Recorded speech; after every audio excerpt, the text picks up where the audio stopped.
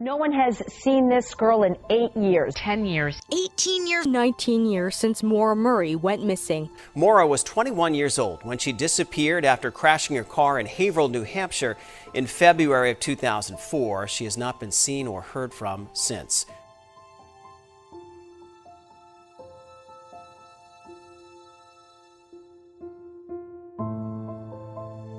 You know, she was very humble. You know, as talented as she was, you would never know it because she wasn't the one to brag or boast or anything. And she was very kind. She would always write a thank you letter to anyone. If you just, you know, gave her a piece of gum, you'd probably get a thank you note from Maura. That's just how she was.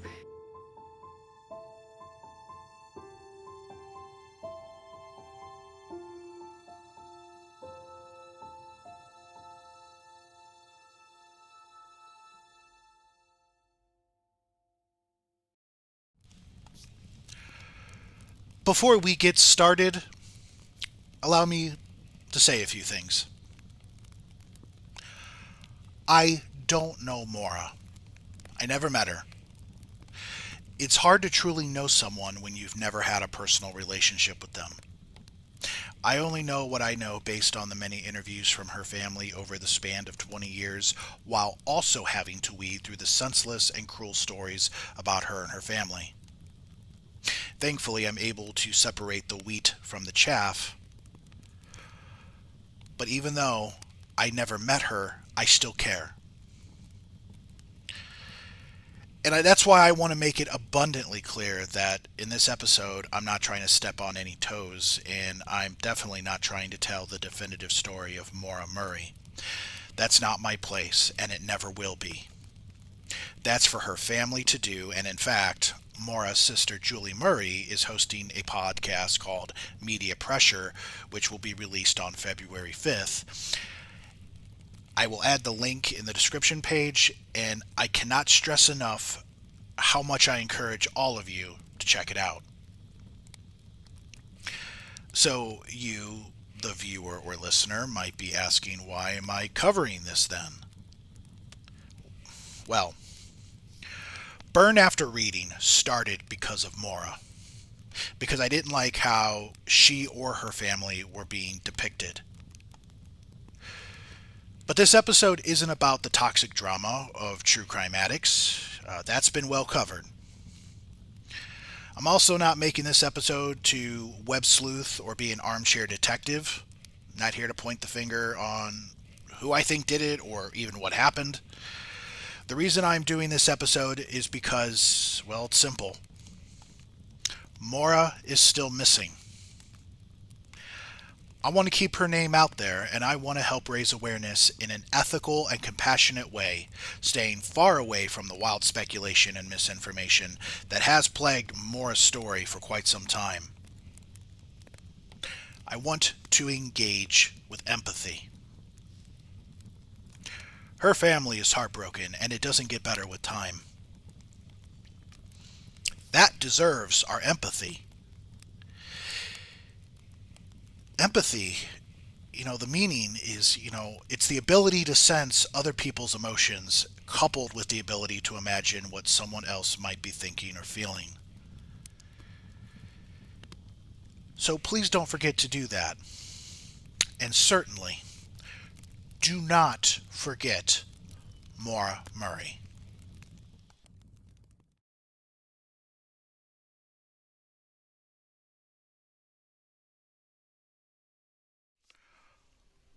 Maura Murray was born on May 4th, 1982 in Brockton, Massachusetts, and was the daughter of Fred, a medical technician, and Lori, a nurse. She grew up in Hanson, a small suburb on the South Shore of Massachusetts, in a working-class family. She grew up with 4 siblings: her older brother Fred Jr., her older sisters Kathleen and Julie, and her younger brother Curtis. She was kind, thoughtful, and humble. She was the type who would go out of her way to help people if anyone did even the smallest gesture for her. She would later give that person a handwritten letter or note thanking them. But Maura's personality came with some funny, witty sass as well. She was pretty good at talking smack in that New England kind of way. She enjoyed camping and hiking, especially in the White Mountains of New Hampshire. Maura was an overachiever. She excelled both academically and athletically. At the same time, she was active in her local community where she became known for her kind heart, signature dimples, and beautiful smile. She participated in nearly every sport, including competitive AAU basketball, which allowed her to travel all over New England as a teenager. A fierce competitor, she consistently finished in the top tier of runners in the state of Massachusetts and broke several long-standing school records. Selected as a Boston Globe All-Scholastic in cross country, Maura qualified for the U.S. National Scholastic Outdoor Championships in the 2-mile as a sophomore in 1998, finishing 33rd in the country. She graduated at the top of her class at Whitman-Hanson Regional High School and had her pick of colleges, both academically and athletically. However, she decided to follow in her older sister Julie's footsteps and accepted a congressional nomination from the late Senator Edward Kennedy at the prestigious United States Military Academy at West Point. Maura continued to excel in the rigorous military and academic program at West Point and established herself as a force on the cross-country and track teams. During her second year at West Point, Maura decided the military was not for her, and she transferred to the University of Massachusetts in Amherst, where she decided to pursue a career in nursing.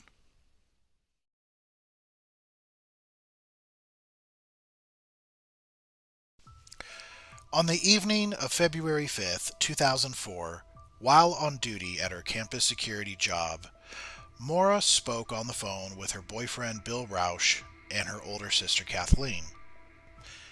Now, going into February 6, around 1 a.m., while still on her shift, Maura reportedly broke down in tears. Her supervisor noticed, and according to her, Maura was, for lack of a better word, zoned out. Shortly after, the supervisor escorted Maura back to her dorm room. When the supervisor asked, what was bothering her, what was wrong, Maura repeated a few times, "My sister." Regarding Maura's phone conversation with her sister, Kathleen later told a news station, WCVB-TV, that she felt that it was a regular phone call, a normal conversation. But later on, a show covering Maura's disappearance interviewed Kathleen, and a particular part of the conversation shed some light on what could have possibly upset Maura. Kathleen, a recovering alcoholic, had been discharged from a rehabilitation clinic that evening, and on the way home, her fiancé drove them to a liquor store. Not exactly the best place for a recovering alcoholic to go.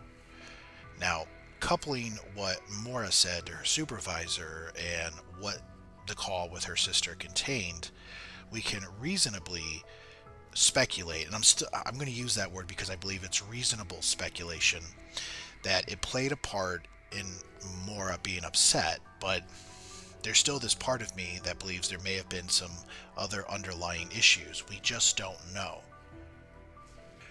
On Saturday, February 7th, Maura's father, Fred, arrived in Amherst to visit and take his daughter car shopping. You see, her 1996 Black Saturn was on its last legs, with only 3 out of 4 cylinders operational and with black smoke belting through the tailpipe. They did not end up purchasing a car that day. Later, they went to dinner with a friend of Maura's. She then got a call from another friend about a dorm party that night. Fred allowed Maura to borrow his car, and she dropped him off at his motel room. And at around 10:30 p.m., she returned to campus to attend the dorm party, and at 2:30 a.m. on Sunday, February 8th, she left. At 3:30 a.m., she struck a guardrail on Route 9 in Hadley, causing nearly $8,000 to $10,000 worth of damage to her father's car. The responding officer wrote an accident report, but there is no documentation of any conducted field sobriety tests. Maura was driven to her father's motel and stayed in his room the rest of the morning. Sometime after she arrived, she used her father's cell phone to call her boyfriend Bill. Maura cried, telling him what had happened, and Bill did his best to console her. When Fred learned of the accident, Maura was shaken up, crying, and extremely apologetic. Later, Sunday morning, Fred learned the damage to his vehicle would be covered by his auto insurance. Fred told his daughter it would be fine and everything would be worked out. He rented a car, dropped Maura off back at the university, and departed for Connecticut. At, I believe, around 11:30 p.m. that night, Fred called Maura to remind her to obtain accident forms from the Registry of Motor Vehicles, and they agreed to talk again the next night to discuss the forms and to fill out the insurance claim.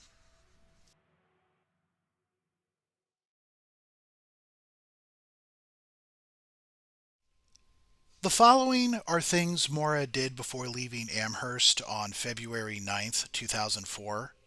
Not everything is in chronological order, but it is a list of things she did leading up to her departure. On that day, Maura emailed her nursing school homework assignment. The subject was about looking up maternity terms. She searched MapQuest for directions to locations in Vermont and New Hampshire. She emailed her professor stating there had been a death in the family and she would be absent for the week. There was no death in the family. It was merely a sound explanation for an excused absence. She placed a call to a couple who owned a condominium in Bartlett, New Hampshire, a location that was special to Maura and that she had spent time at in the past. Maura would not end up renting at that particular location. Still, there was reason to believe she was headed to that area in Bartlett. Maura called a fellow nursing student. She told her she had to go home for a family emergency and wanted to return some clothes that she had borrowed. Although the fellow nursing student told her she didn't need to do that and it wasn't a big deal, Maura would do so anyway later in the day. According to the nursing student, Maura sounded upset over the phone and she asked if everything was okay. Maura mentioned her sister a few times, but did not divulge any further. This would be the second known time where it was documented where Maura mentioned her sister. Maura called 1-800-GO-STOW, a number for future travel bookings. My understanding was that the system was out of order that day and she wouldn't be able to book anything through the call. The inquiries into Vermont and New Hampshire have a commonality and a difference. The commonality is that she intended to travel up north. The difference, they are a fair distance apart from each other, about a 2-hour difference. Bill tried calling Maura a few times that day. She wrote him an email stating that she missed him but didn't feel like talking to anyone. She promised she would call him back later, in which she did. She telephoned him at around 2:18 p.m. and left a voice message assuring him that they would talk later. Maura packed a bag of toiletries, makeup, workout attire, school books, and clothing, but according to Julie, the things she packed were a bit sporadic, finding just one sock in the mess of clothes taken. Maura picked up the accident report forms as Fred advised her to do the night before. Maura stopped at an off-campus ATM and withdrew $280, which was nearly all the money in her account. I believe she left some money in there to avoid overdraft fees, which can get pretty hefty. She returned some cans in exchange for $3.95. She then stopped at a liquor store and purchased around $40 worth of alcohol. She departed the Amherst, Hadley, Massachusetts area sometime after 4 p.m. and drove north toward New Hampshire. She did not tell anyone where she was going or why she was going, but the evidence pointed to a short trip. The last recorded use of her cell phone was at 4:37 p.m. She called to check her voicemail. At some point, someone attempted to call Maura, but it didn't go through. Her phone pinged from a Sprint wireless cell tower in Londonderry, New Hampshire. It is my understanding that whoever attempted the call would have had to have been within a 22-mile radius from the tower. To this day, at least publicly, the caller remains unknown.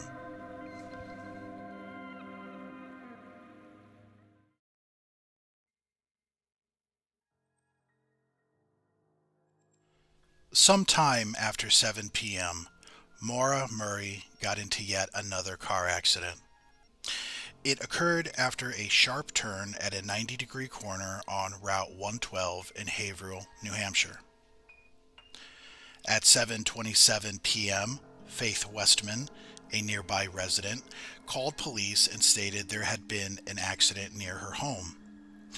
The car pointed west on the eastbound side of the road. Faith claimed to have seen a man smoking a cigarette inside the car. However, in later accounts, Tim Westman, Faith's husband, believed it was a woman at the scene on her cell phone. Westman's neighbors, Virginia and John Murat, also noticed the car out their kitchen window. Its hazard lights were on, and they noticed someone walking around the car. The Murats would also witness one of their neighbors, Butch Atwood, arriving on scene. Butch, a school bus driver, stopped and spoke to Maura. He would give different accounts later on, but he offered her help and asked if she needed him to call the police. She declined both offers and said that she had already called AAA. Knowing there was no cell phone reception in the area, Atwood drove home about 100 yards east of the accident, parked his bus, and went inside to call police. His call to 911 was placed at 7:42 p.m. A witness, Karen McNamara, was driving home that night and later stated that a police SUV marked 001 went past her, eventually making a turn down a different road and eventually passing her again for a second time. Somewhere between 7:35 or 7:37 p.m., McNamara drove by the accident scene and saw the same police vehicle that passed her twice parked nose to nose with Maura's Saturn. She also remembered the police lights flashing. She pulled over briefly, looked back at the scene, and did not see anyone inside or outside either vehicle. She decided to continue on her way home because McNamara figured she wouldn't be of much use anyway, since an officer was on scene and she had no cell reception.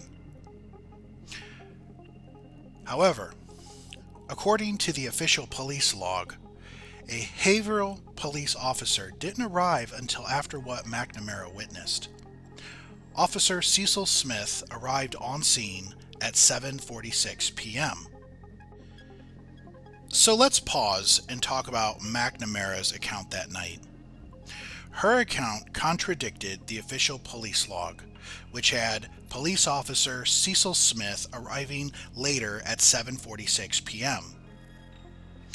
Now, is it possible that Cecil got there earlier, did a preliminary search of the area, and then called it in?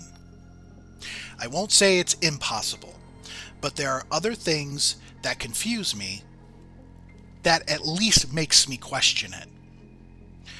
McNamara's account is fairly accurate based on the distance traveled when she passed the two vehicles and when she had her cell phone reception back. She made two calls at 7:52 and 7:54 p.m. at Beaver Pond. So if Cecil was at the scene earlier but didn't call it in until later, it would explain why McNamara saw 001 before 7:46 and around the time she reported it. But this is the part that gets really confusing to me.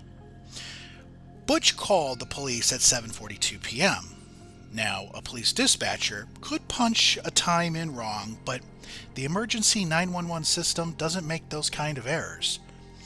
Butch called at 7:42, as I mentioned. McNamara saw a police vehicle nose-to-nose with the Saturn at around 7:37 p.m. So how did Butch not see the 001 police SUV with its flashing lights? He was at his porch when he made the call. Even if he didn't have a direct line of sight, the police lights would have reflectively bounced all around that area. Hard to miss. Also consider this. Faith Westman called to report the accident at 7:27 p.m. It's reported that Cecil was at the police department, which is roughly a 17-minute drive from the accident. We know the route he took. North on Route 10, to Swiftwater Road, to Sawyer Hill Road, to Route 112. It takes a minute or two to take the dispatch call, leave the police department, and drive to the accident scene. That lines up to around 7:46 p.m. So, if you hear anyone claiming that Cecil showed up way earlier because they did an interview or made a phone call, let them know that the math doesn't add up. It is important to note that later, McNamara called the police to give her statement after watching on TV that the car she passed belonged to Maura Murray, who was missing. Her account was questioned multiple times. According to McNamara, the police seemed perplexed that she saw SUV 001 that night, and they asked her if she was sure it was 001. To put it into context, the 001 vehicle usually was driven by Chief Jeff Williams, and according to the reports and logs, he wasn't on scene that night. Cecil Smith, he usually drove a Crown Vic, which is 002. So, a day or two later, McNamara gets another call from the police department, and she was asked again if she was sure it was 001 that she saw. McNamara thought it was odd that they kept asking her this question. I mean, why were they even asking her this? Did they even ask Cecil which police vehicle he drove that night? If they did, and he said it was the Crown Vic, then something is wrong here. Someone is either very confused or they're lying. But McNamara was certain of what she saw. An SUV is clearly distinct from a sedan. You're not going to confuse the two. I don't want to get ahead of the story, but this is worth noting due to the confusion which muddies the waters. Another witness, Susan Chapman, passed by the scene around 7:50 p.m. She stated she saw a cop car marked 002, not 001, with two bystanders alongside Maura's car. She also stated that one of the Saturn's doors were open. But this would contradict Cecil's later statements that the doors were locked. Did 002 come later, or was 002 the car parked nose-to-nose with Maura's vehicle? Well, in a later interview conducted for a Maura Murray docuseries in 2016, Cecil Smith finally answered the question, which vehicle was he driving that night? Was it SUV 001 or was it Crown Vic 002? His answer? He drove the SUV 001. Okay, great. Seems to explain everything, right? Would have helped if people badgering McNamara just asked him that question, but mystery solved. Well, no, wait. I'm not sure that it does. So, State Trooper John Monaghan, who arrived later, asking if he could be of any assistance, placed Cecil with the 002 Crown Vic. Later, John Healy of the New Hampshire League of Investigators said that 001 was out of commission that night. He claimed the police told him this. Despite these truly bizarre contradictions, let's get back on track. By the time Cecil Smith arrived on scene, Maura was gone. He stated in a later interview that he could see tire impressions going from the road to a group of trees and then back to where the vehicle finally rested. He said he activated his takedown lights, and those are like spotlights where you could see everything in the area, but there was no one around the vehicle. Cecil noted that the car had been locked, and there was a box of red wine behind the driver's seat, as well as stains on the ceiling and door. Underneath the car, a Coke bottle was discovered that appeared to have had red liquid in it with an alcoholic odor. He also noted that there appeared to be a rag stuffed in the tailpipe. Later, it was learned that this was something Fred advised Maura to do in order to avoid being ticketed by the police for excessive smoke coming from the tailpipe. Cecil went to the Westmans and asked, "Where's the girl?" A bit odd because the Westmans didn't say a girl got into a car accident. Simply that there was a car accident by their home and that it appeared there was a man smoking a cigarette inside of it. Perhaps Cecil deduced that the person driving the car was female based on any identifiable contents in the car. One could argue that Cecil heard that the person who had the accident was female in the dispatch chatter due to Butch's call. The thing is, 25 minutes of that has not been released to the public. It would certainly clear up a lot of confusing questions, and until that ever gets released, if it ever gets released, we are stuck wondering versus knowing. Cecil then went to the Atwoods to ask where the girl had gone. According to Cecil, the conversation went a little something like this. Butch said that he just talked to the girl a couple minutes ago and that she's at the car. Cecil responded that no, she wasn't. Again, according to Cecil, Butch described what Maura looked like, that she was alone, didn't look hurt, but must have been drinking because she slurred her speech and had to lean on something while standing there. Now hold up. Let's stop here. Is Cecil putting words in Butch's mouth? Because in the Caledonian Record in 2004, the Whitman-Hanson Express in 2007, and a clip from Investigation Discovery's Disappeared, which I believe was in 2010, Butch said that Maura did not appear intoxicated. Now, sure, I don't believe it's unreasonable to assume that it was possible Maura was drinking alcohol in her car, but Butch never said she appeared intoxicated. So why did Cecil put words in Butch's mouth? Now, granted, Butch has given some contradictory statements before, okay? I'm not hiding from that. I just want to know why Cecil is putting words in Butch's mouth regarding this. I don't know. All I can ask is why. Cecil asked Butch for assistance locating Maura and suggested that he go west of the accident scene and search some of the roads in the French Pond area. As always, Cecil stated that he never asked Butch for help, but it was stated later that, yeah, he did. So try figuring that out. The bottom line, Butch went west. State Trooper John Monaghan responded to the scene and also searched the roads west of the accident site. I don't know why he didn't go east where his actual jurisdiction was. I figured, why not cover both directions? Also, why didn't he inform his superiors of the incident? According to Monaghan, days later, they did make him file a report. Shortly after, fire and EMS also responded to the scene.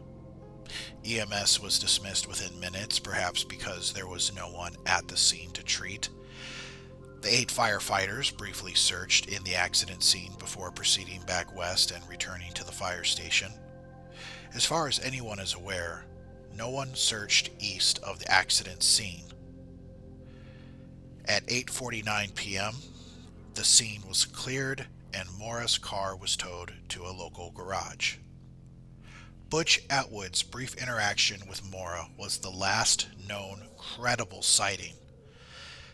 Since that time, there hasn't been a trace of her or any activity on her cell phone or bank accounts.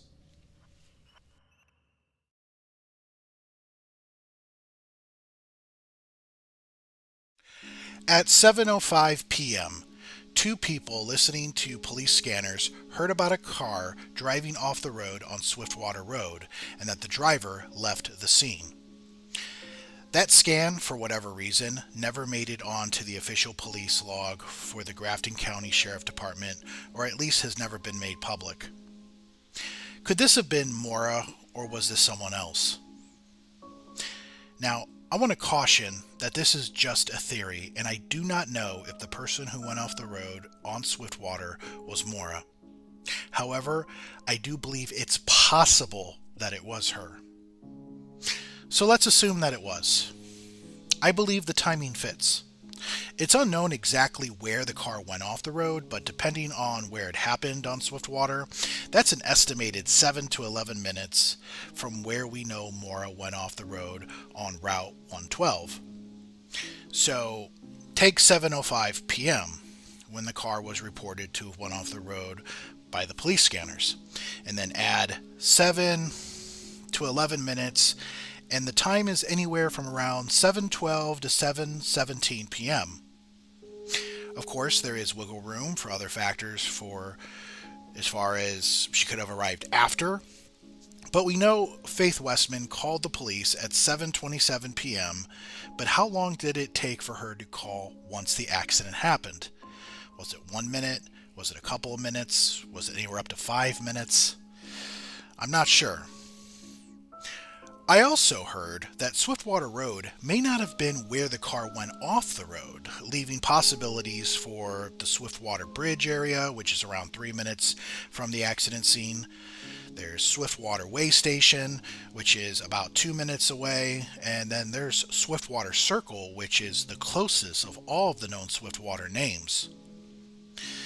So is it possible Maura didn't go off the road once but twice, with the second being the most impactful? We may never know. It remains a mystery. What about a possible witness? Between 8 o'clock and 8:30 p.m., a contractor said he was returning home from Franconia and saw a young person moving quickly on foot eastbound on Route 112, about 4 to 5 miles east of where Maura's vehicle was discovered. He noted that the young person was wearing jeans, a dark coat, and a light-colored hood. He did not report it to police immediately due to his own confusion of dates, only discovering 3 months later, when reviewing his work records, that he had spotted a young person the same night Maura disappeared.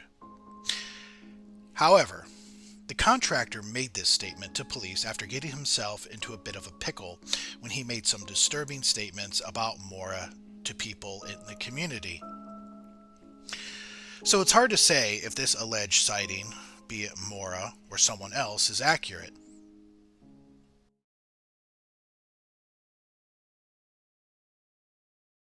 I mean, we've been going through the woods, all our favorite spots, and we're just looking for somebody just to come out and say something.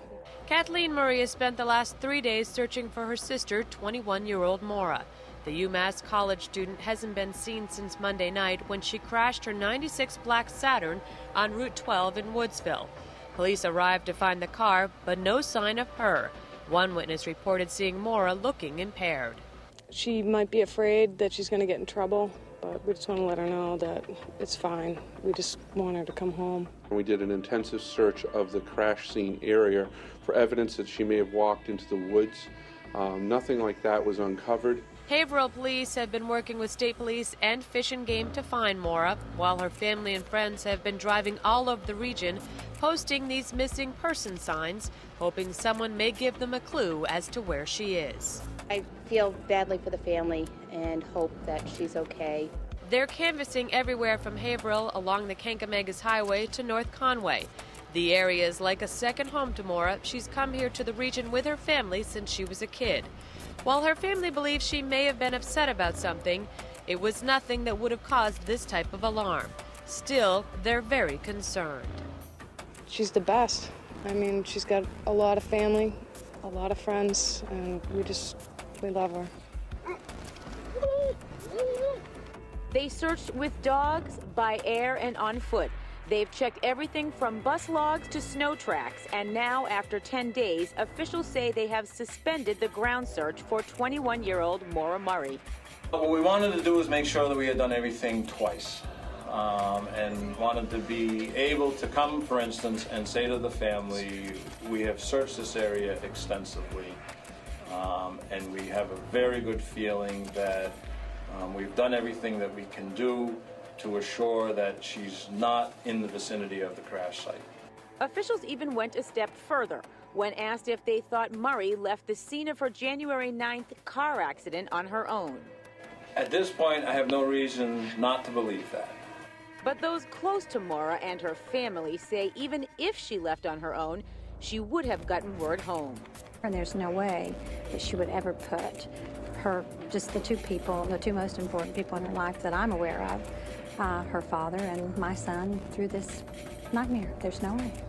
Officials plan to continue doing background checks on Maura with the help of the FBI to try to establish her frame of mind prior to disappearing. But at this point, there will be no further search of the area. As for Maura's family and friends, their search continues. Maura, we love you. You know, we're never going to give up hope. Don't you give up hope, because we're going to find you and we're going to bring you home safe. Investigators say if they find any further evidence to support such action, they will go out and search that area again, but at this point they feel they have done all they can. On February 10th, the next day, around noon, police issued a be on the lookout for Maura. At 3:20 p.m., police left Fred a voicemail on his home phone. Around 5 p.m., Maura's sister Kathleen called her dad on a cell phone and told him that Maura's car had been found abandoned in New Hampshire and she was missing. Fred called the Haverhill Police Department and told them to start searching for Maura right away. The police told him that the New Hampshire Fish and Game Service could start searching the next day if she was still missing. Maura was officially referred to as missing at 5:17 p.m. by the Haverhill Police Department, around 22 hours after her last confirmed sighting. Fred arrived at the Haverhill Police Department just before dawn on February 11th. When he got there, he asked where the search was taking place. But at that time, there was no search. Later that day, Kathleen, Maura's brothers Fred and Curtis, and Maura's boyfriend Billy and his parents arrived in town. Her sister Julie wouldn't arrive until a few days later. And unfortunately, Maura's mother had a fractured ankle and wasn't able to make it. Maura's family searched the area and spoke with people asking if they had seen her. Around 8 a.m., the New Hampshire Fish and Game Service started their search for Maura, around 36 hours after Maura's last confirmed sighting. A police dog was given a sniff of one of Maura's gloves and tracked her scent about 100 yards to the east of the location where she drove into the snowbank. The dog lost Maura's scent there, which was close to Butch Atwood's property. The problem is, the glove was most likely unreliable. They were new gloves, and we don't know if Maura even wore them. Even if she did, if handled by someone else, say Cecil Smith, Her scent would have been overtaken by whoever touched them last, and it would also explain why it stopped near Butch Atwood's property. The next day, February 12th, police had sent a press release claiming that Maura was listed as endangered and possibly suicidal, and may have been headed to the Kankamengus Highway area. Maura's family and boyfriend continued their search for her on February 12th, and they also posted missing person flyers. Police continued their search for Maura as well. That night, Fred and Billy met with reporters and held a press conference in Bethlehem, New Hampshire. On February 13th, Maura's family extended their search into Vermont, thinking police would have been notified about Maura's disappearance. Fred walked into a local Vermont police station, and he was shocked when police told him they knew nothing about Maura's disappearance. Haverhill, New Hampshire borders Vermont. Fred and the rest of Maura's family were tenacious. They kept searching and searching and searching for Maura and chased down every lead, no matter how big or small. 10 days after Maura's disappearance, Fred found out that some of the local residents living close to the scene of Maura's accident had never been questioned by police. Fred made his opinion well known that he was not satisfied or happy with their efforts to find his daughter. Fred's dissatisfaction resulted in a second search for Maura. The second search was conducted on February 19th. A 2-mile radius around Route 112 in Woodsville, New Hampshire was searched by state police, members of the New Hampshire's Fish and Game Conservation Team, 3 search dogs, and a helicopter crew. During a press conference that evening, Lieutenant Todd Bogardus of Fish and Game said the search came up empty. When the second search turned up nothing, Maura's siblings slowly returned home. But not Fred. Fred continued his search for Maura. Maura's belongings that were in her car, they were returned to her family at the end of February. About 2 weeks after the second search, Billy had to return to Fort Sill, and that happened on March 2nd. Fred came back nearly every weekend for the next year to search for his daughter. He was determined to find her. Anyone who doubts Fred's resolve, they should check out photos from Google Map. You can find him there looking for his daughter. Later in the year, on July 1st, police asked the family to return items in Maura's car for forensic analysis. On July 13th, up to 100 searchers, including state troopers, rescue workers, and volunteers, conducted a search in a 1-mile radius of the scene of Maura's accident. In November, Fred appeared on the Montel Williams show to bring nationwide attention to his daughter's disappearance. Sometime in late 2004, a man contacted Fred. Fred visited the man, and he was given a rusty, dirty knife that belonged to his brother, who had a criminal background. The man who gave Fred the knife believed his brother used the knife to kill Maura. Allegedly, both of the man's brother and girlfriend were reported to have behaved oddly the day of Maura's disappearance. It was also alleged that the man's brother scrapped his Volvo a few days after Fred received the knife. Fred took the knife to state police, but was unable to find an appropriate person to give it to. Fred would later ship the knife to the state police. It was received, but any results regarding the knife remain unknown.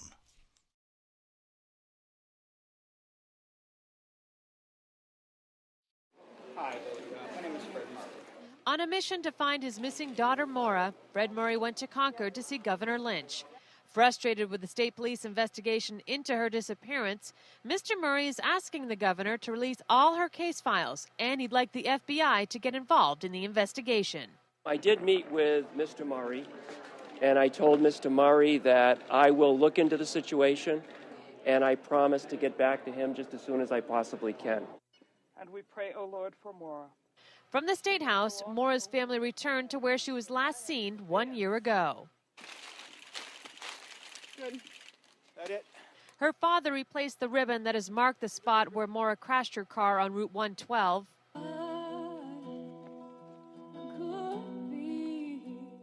A song written by Maura's friend is played, adding to the emotions of all that has been lost and all which remains unanswered. I've been up here a million times. It doesn't get any easier. It just doesn't. I just hope she's well, you know, not suffering. Just want her back. It was 1 year ago Maura packed her bags and left UMass for New Hampshire. A witness saw her walking away from the accident. Her father believes she was headed for Bartlett, but police and her family can't answer the question why. And despite numerous searches around the area, no clues have turned up where she might be. Even still, her father does not give up. I'm completely hopeful. I mean, that's what I want. Am I realistic? I don't know, but I'm not gonna stop hoping that.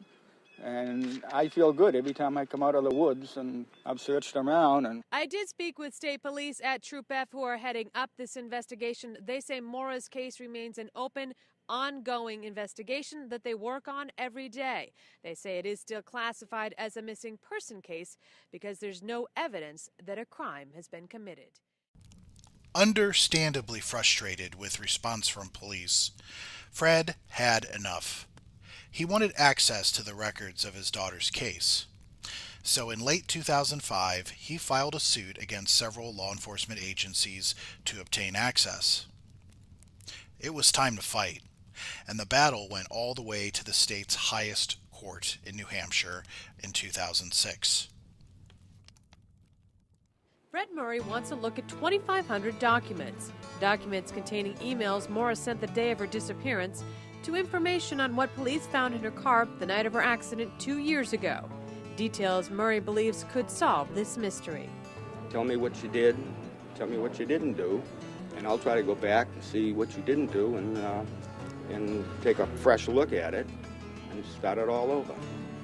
It gives me my best hope, it gives me my only hope. Murray's attorney claims the family has a right to the files under the state right-to-know law.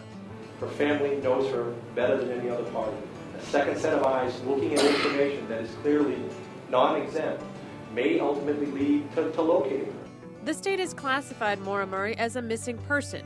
Right now, this is not a criminal case. But if it turns into one, the state wants to keep all of its records secret, saying the release of anything now could jeopardize a criminal case later.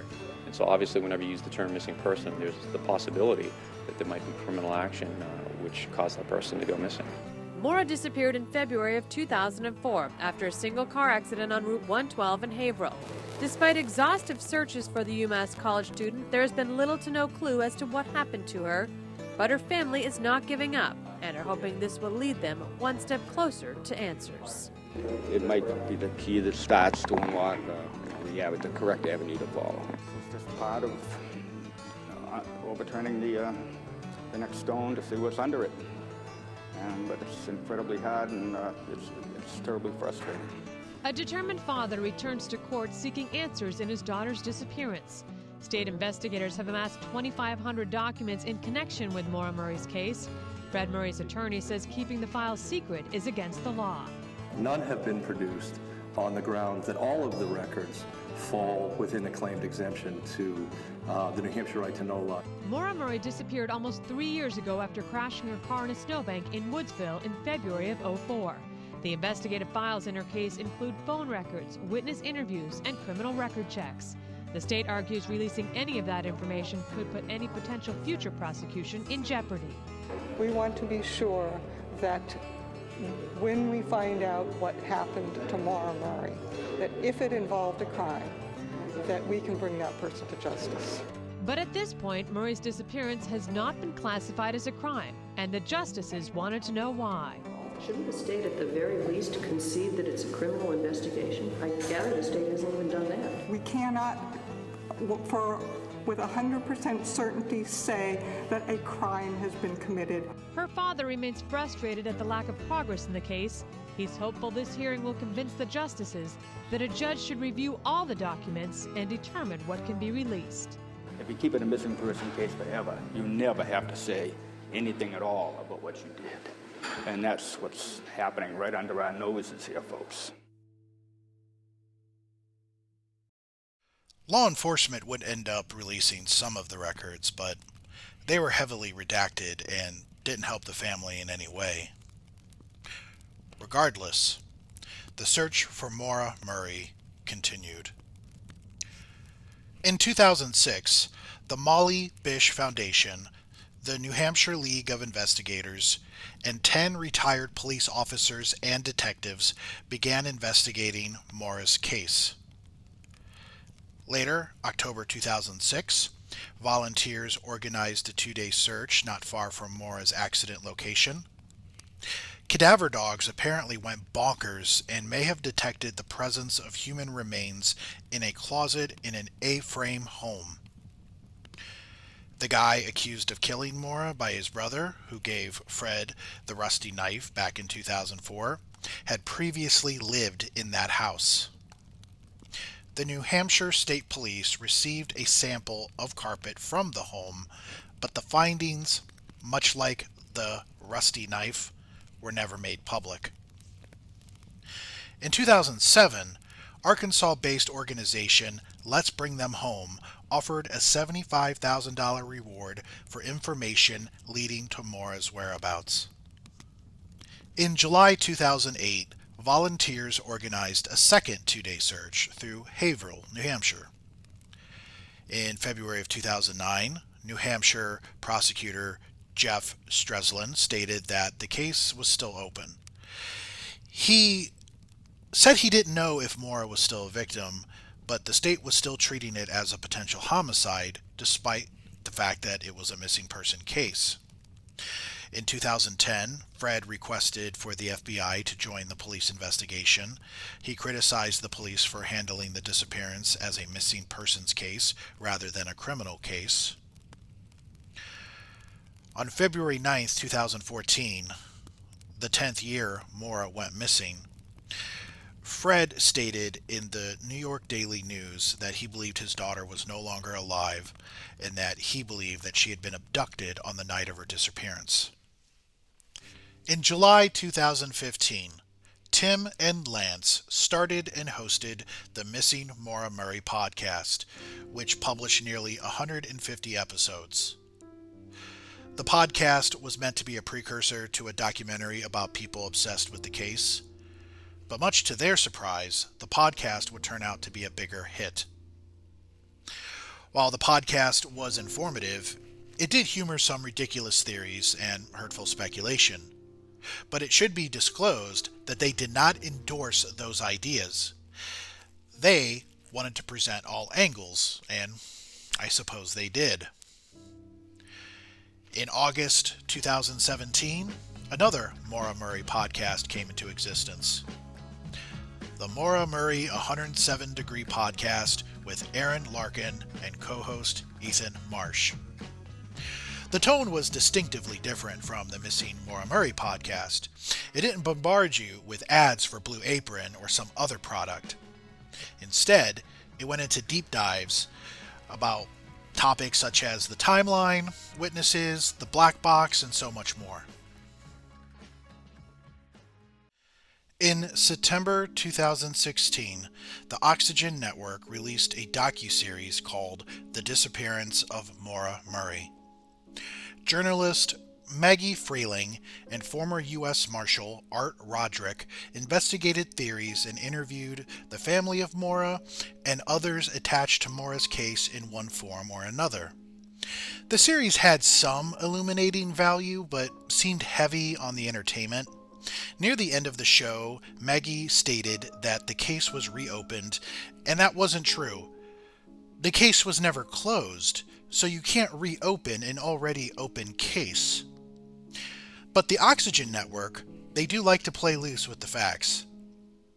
Remember the A-frame house, rusty knife, and possible bloody carpet? Remember the closet where the cadaver dogs went bonkers?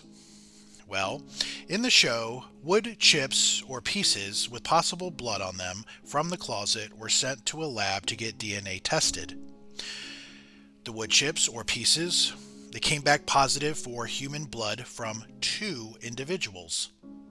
One profile was male, but the other profile was unknown. What they would have to do is determine whether Maura's DNA matched any of those they found.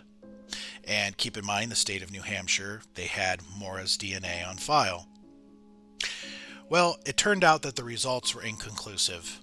In fact, Jeffrey Streslin, chief of the homicide unit in the New Hampshire Attorney General's office, said that none of it had any investigative value.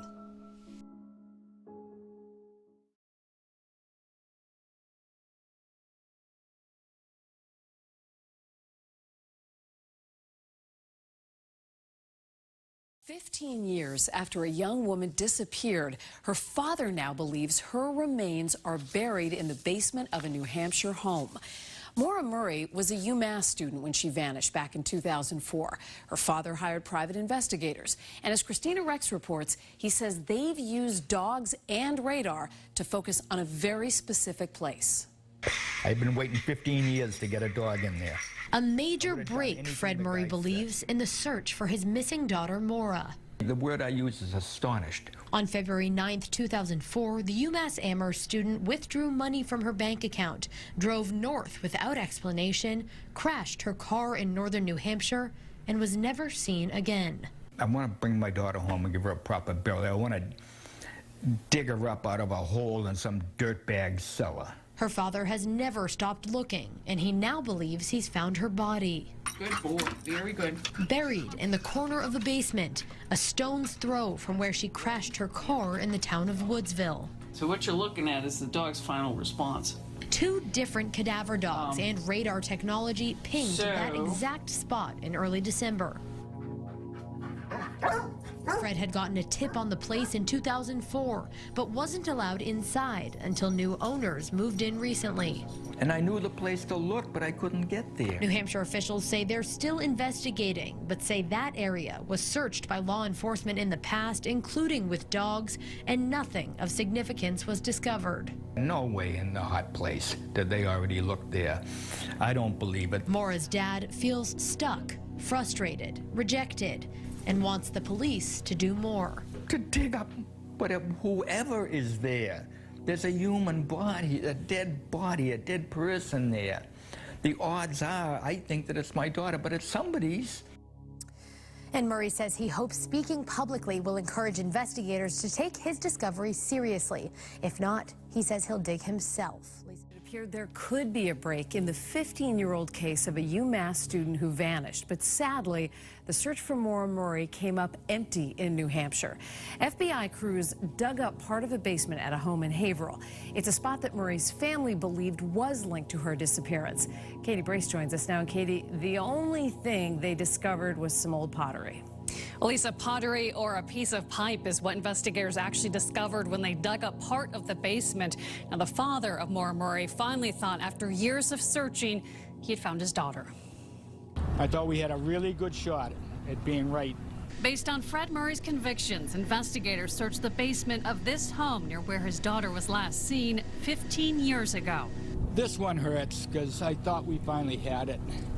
This one is worse than the other false alarms or dead ends, and I was pretty sure. On a February evening, Maura Murray, then 21 years old, crashed her car in New Hampshire in the White Mountain region.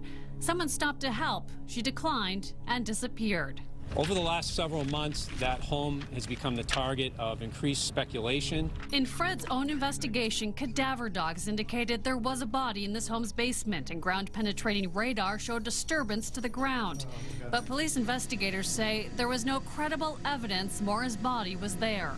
It was really done just simply to cross something off the list. Prosecutors still reached out to the new homeowner, who agreed to have the FBI and state police dig up part of the basement. No evidence was found in connection with that case. That conclusion, Fred Murray is again without answers or his daughter. Stick my nose back in the trail, that's all I can do.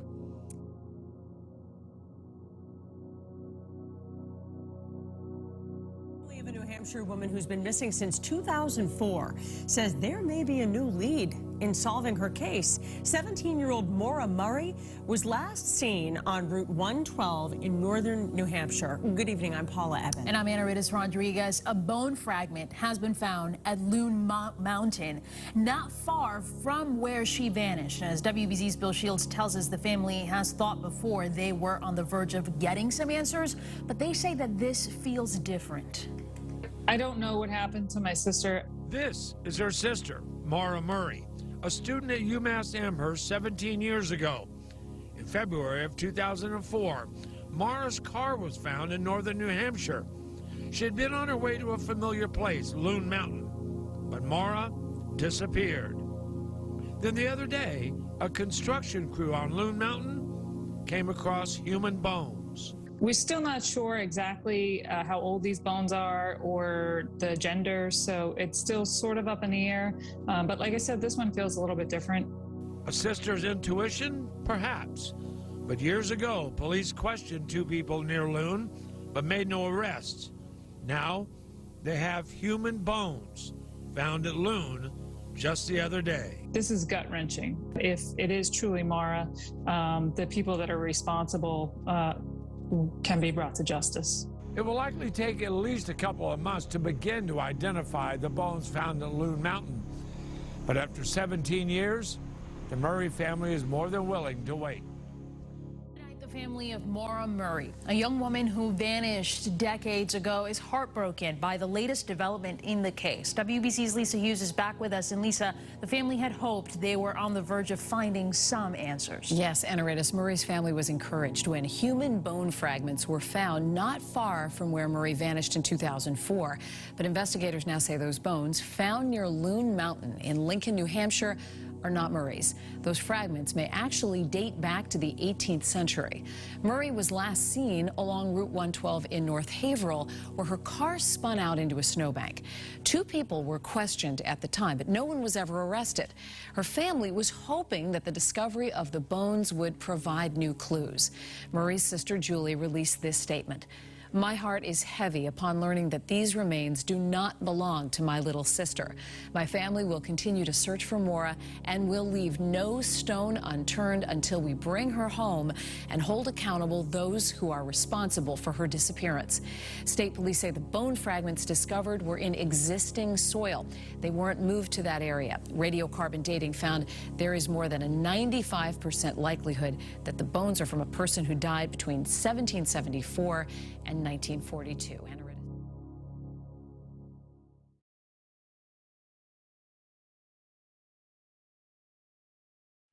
For 16 years, a blue ribbon was placed around a tree near the location Maura was last seen before vanishing without a trace. Maura's blue ribbon served as a symbol to remember and honor her. In partnership with New Hampshire residents and supporters across the world, the Murray family launched Maura's Blue Ribbon campaign in July of 2020 to remember and honor Maura as they continue their fight to bring her home. The three goals of the campaign were: 1. Protect Maura's Blue Ribbon. 2. Preserve Maura's Blue Ribbon tree. 3. Erect a New Hampshire historical marker recognizing Maura's disappearance.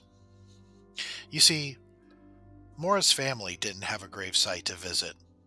The only place they had is where she was last spotted, and it served as a living memorial. The family even offered to purchase the tree, lease the land, and undertake any means necessary to preserve the tree.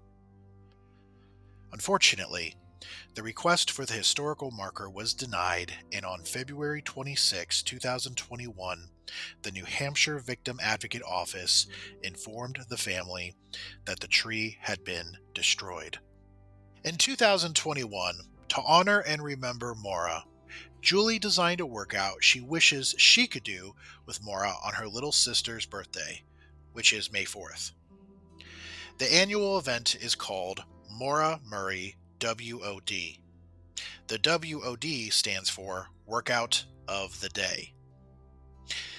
It's something that family, friends, and supporters can participate virtually in, and it consists of 2 events with special significance to Maura: a 2-mile run and 82 burpees. Maura's best race was the 2-mile run, and Maura's birthday is, well, 1982. And doing 82 burpees, I guarantee you, will make you sweat. In 2023, advocate and administrator for the Maura Murray Strength in Numbers Facebook group, Robert Lynch, inspired an idea to go along with the workout called Acts of Kindness Challenge. Either or both were designed to help honor and remember Maura on her birthday. In January of 2022, the FBI created a violent criminal apprehension profile for Maura. It is a way for multiple agencies and different jurisdictions to share information. This is something long overdue and is a possible step into finding Maura. The Engage with Empathy campaign was another concept of Julie's. The campaign objectives are to offer support and solace to those struggling with loss and trauma, to educate content creators on the lasting effects their content has on those who have the most at stake in the stories they cover, to educate the public on how to identify responsible and ethical true crime content, to engage the true crime community on issues important to victims and families left behind in the wake of these tragedies. There is also a challenge to true crime content creators called CARE. Center the victim. Centering the victim and those with the most at stake, balancing public interest with potential harm. Avoid harmful speculation.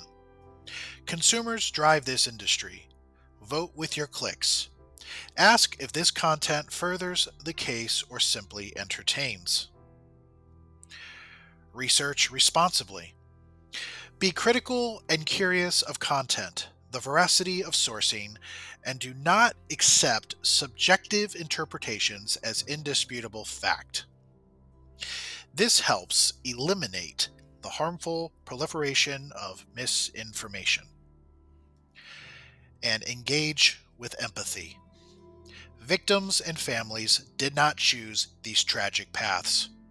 Engaging with them with a level of sensitivity is crucial in order to prevent exploitation and unfair public indictments of innocent people.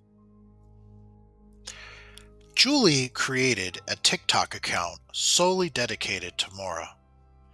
It debunks misinformation, shares insights, gives updates, and allows us to peek behind the curtain on the memories. In February 2023, Maura was featured on multiple digital billboards to renew focus, seeking any information regarding her disappearance. This happened due to the efforts of an advocate named Tammy and others with pure kindness and selflessness. The billboard campaign also generated interest in the media.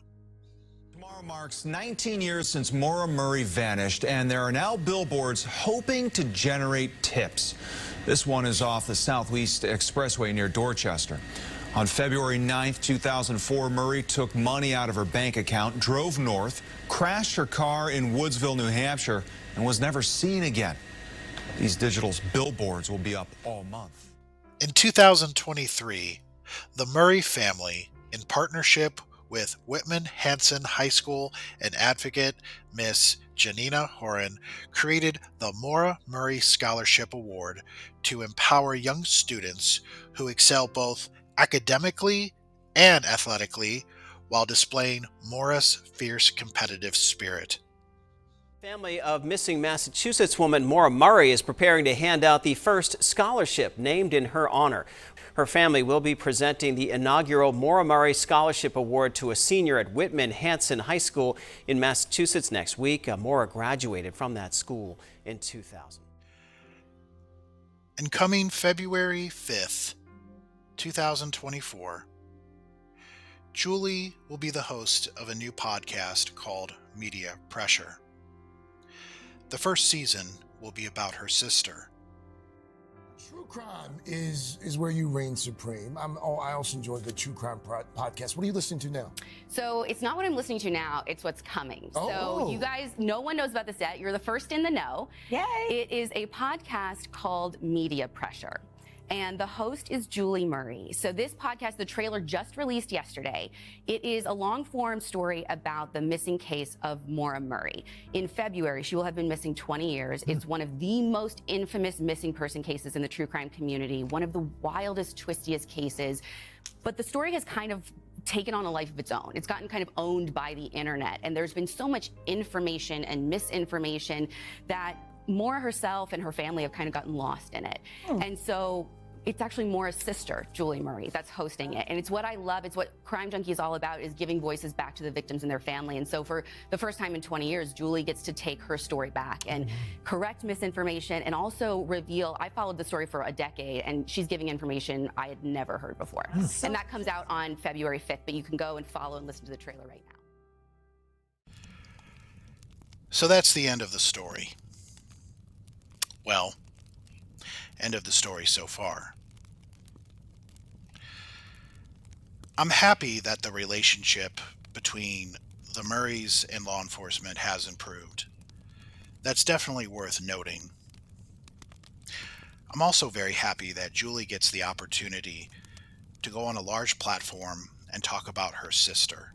And I'm happy for the family as well, because I understand that there's been a lot of content creators who have ran with Maura's story, and they've taken it to places it never should have went.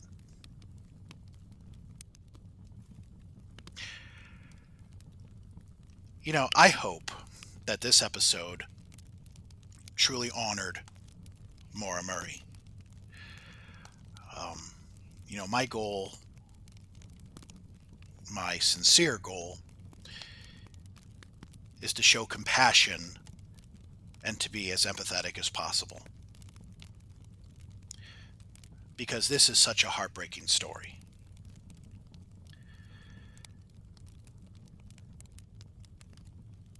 And I know there's going to be some people out there who are going to be upset that I didn't cover this particular person or certain events because it's juicy and it's nasty and it's dirty.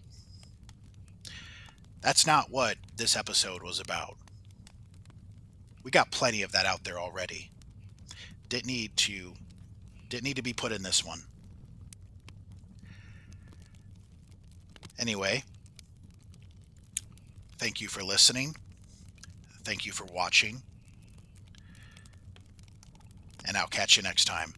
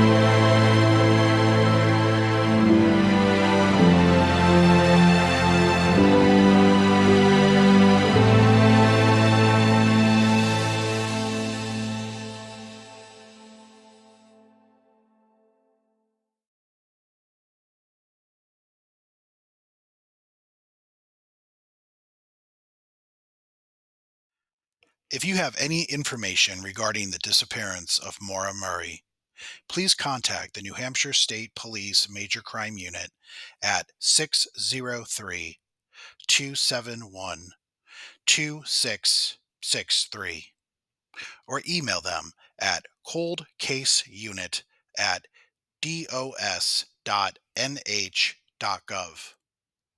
Somebody knows something.